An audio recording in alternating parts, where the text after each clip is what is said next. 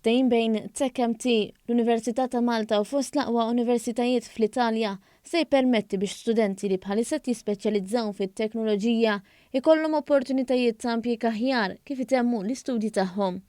Il-professur Alfred Vella, ir-rettur tal-Università ta' Malta stqar li l-istudenti se jkollhom ukoll l-opportunità li mhux biss imorru jistudjaw fl-Italja iżda anke li jaħdmu hemmhekk. Li jiġi studjat u riċerkat. Isibu mezz imbagħad l-istudenti kif jikkonnektjaw ukoll mal-industrija lokali fil-qasam.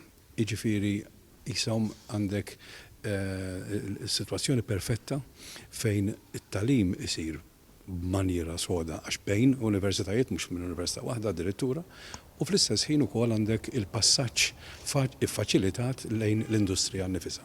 Il-Ministru għall-Ekonomija Silvio Xkembre qal li din il-kollaborazzjoni se tejjeb l-iżvilupp ekonomiku diġitali f'pajjiżna.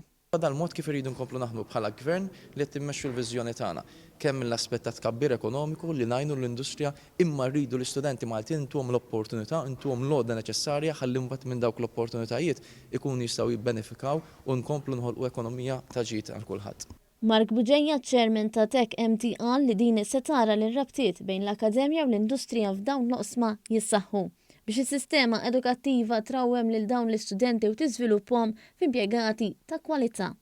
L-Ambaxxatura għal Malta fl-Italja Carmel Vassallo qal li dan il-ftehim se jkompli jtejjeb ukoll ir-relazzjonijiet b'saħħithom taż-żewġ pajjiżi.